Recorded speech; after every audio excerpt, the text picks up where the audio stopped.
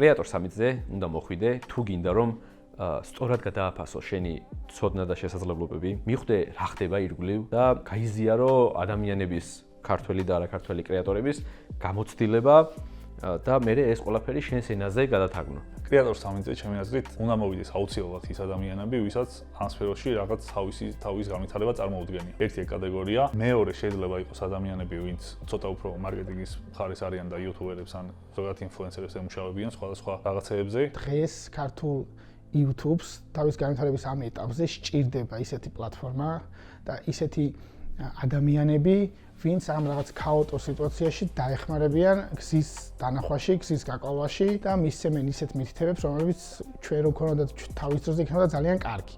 მაგრამ რადგან ვართ ჩვენ თვითონ იმ პოზიციაში, რომ ეს გამოცდილებები ძალიან ბევრი თავის ტკივილი, ძალიან ბევრი დარკვევების გადალახვის შედეგად მივიღეთ, ამის ასე ვთქვათ, დაწურვა, ამის ორგანიზება და მათთვის გადაცემა არის ძალიან მნიშვნელოვანი მათი ბეზრდისთვის და ასევე მთლიანად YouTube ეკოსისტემის განვითარებისთვის და ამიტომ ვფიქრობ, რომ ეს ღონისძიებები, რომელიც ყველგან ტარდება, სადაც YouTube ეკოსისტემას როგორც ინდუსტრიას უყურებენ, დროა რომ ამ ქვეყნების რიგს შევერთეთ ჩვენ და გვიხარია რომ ამას ჩვენ ვაკეთებთ. როცა უბრალოდ მაყურებელი ხარ, შენ უყურებ პროდუქტს, რომელიც კონკრეტულ ემოციას გაძლევს ან არ გაძლევს. კრეატორ სამიტზე შენ შეიძლება დაინახო პატერნები, რომელიც დაგეხმარება აღიქვა რა გადაწყვეტილება მიიღო კრეატორმა, ედიტორმა, რომ ეს ემოციები შენთვის მოეტანა და უფრო მეტად დაშლი, რაღაც ალგორითმულად შეხედავ და გაიაზრებ, რომ ეს არ არის უბრალოდ რომ კაი ტიპია და ვიდეო აიღო და გადაიღო. ეს არის ბევრი მიკრო გადაწყვეტილება, რომელიც უდგას ამ პროცესს უკან.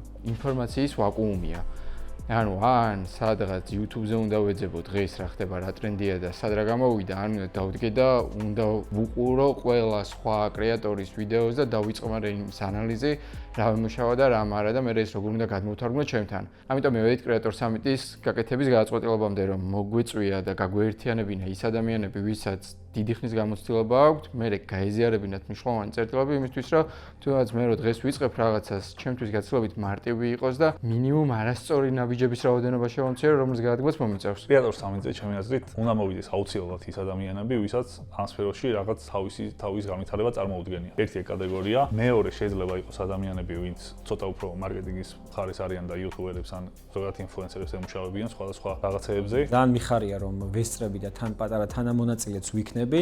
მე დარწმუნებული ვარ, რომ მინიმუმ თეორიულ ძალიან დიდ გამოცდილებას მივიღებ და ეხლა არის ჩემი აზრით ეს პლატფორმა განვითარების ისეთ ეტაპზე, რომელიც ჯერ ძალიან შორსაა პიკამდე. ანუ და სასიამოვნოა, რომ უკვე ესეთ დონეზეა, როცა ჯერ განვითარების დიდი გზა აქვს გასავლელი და ასეთ დროს კიდევ მნიშვნელოვანია, რომ ერთმანეთს ინფორმაციები გაუცვალოთ და კიდევ უფრო უკეთესი შედეგი დავდოთ, იმიტომ რომ ეს საბოლოო ჯამში ჩემი წარმატება, შენი წარმატებაა რა ამ პლატფორმა, ეს პლატფორმა ეგრე მუშაობს და კი ვართ კონკურენტები, მაგრამ საბოლოო ჯამში ეს კონკურენტების საერთო შედეგისთვის კარგი ხდება რა, ამიტომ მიხარია რომ ტარდება აუცილებლად მოვიდეს ყველა ვისაც მის შესაძლებლობა ექნება და მეც ძალიან მიხარია რომ ამის მონაწილე ვიქნები. ნეტვორკინგიც იქნება ძალიან მნიშვნელოვანი, იმიტომ რომ ზოგადად ამ სფეროში არის ასეთი ნიუანსი კიდე, როცა ადამიანს მხოლოდ ეკრანიდან იცნობ, მას ეს საერთოდ სხვანაირი წარმოდგენა გაქვს. როცა უკვე პირადად ნანახი ყავს ან პირადად გაისაუბრები, შემდეგ მაინც ახმა იცვლება ჩემი დაკვირვებით ასეა და ამიტომ ესეთი ივენთების კიდე ერთ-ერთი უმნიშვნელოვანესი ნაწილია ნეტვორკინგი, რომ ადამიანი ესე ფიზიკურად ყავდეს ნანახი. ძალიან ბევრ ცოდნას გვიზიარებენ ხოლმე ადამიანები, რაც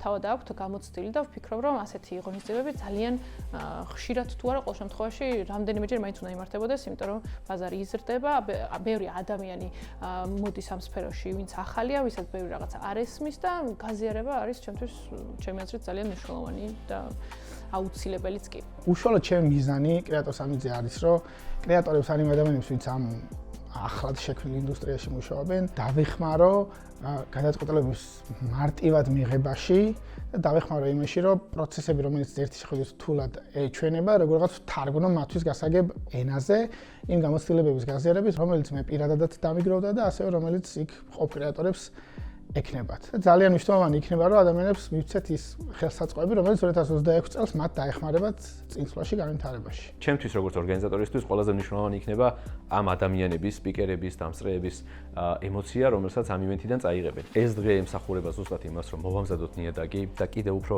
სწორად გავიგოთ და დავინახოთ და დავანახოთ აუდიტორიასაც, კრეატორებსაც, რომ ამის საჭიროება ნამდვილად არის საქართველოში. შემდეგ ძალიან დიდი და მაგარი გეგმები გვაქვს, გვინდა დიდი სახელები, გვინდა დიდი კრეატორები და ადამიანები, რომლებიც ზოგადად ამინც ქმნიან YouTube-ზე და რაღაცა ციფრულ სამყაროში, ყველა ვიხილოთ აქ საქართველოში და მათი გამოცდილება მოვისმინოთ პირადად, რითაც ძალიან არ ვიყავით აქამდე განებიურებულები. კრეატორ 3-ზე ყველაზე მეტად მე მინდა რომ ადამიანებს, ვისაც ახლა ვეხმიანები და ადამიანები, ვინც იქ მოვლენ, ყველასთან მაქსიმალური კომუნიკაცია მქონდეს, იმისთვის რომ მაქსიმალურად წამოვიღო ინფორმაცია, რეალურად ეხლა რა საჭიროებები აქვთ მას შემდეგ, როცა ეს ივენთი ჩაივლის, რომ მე შემდეგი სამიტი გაცილებით უფრო მაგარი გავაკეთოთ და მათ საჭიროებებზე კიდევ უფრო მეტად მორგებული, ვიდრე ხა ეს დღეს შეიძლება იყოს, იმიტომ რომ დღეს მაინც ძალიან სპეციფიურია.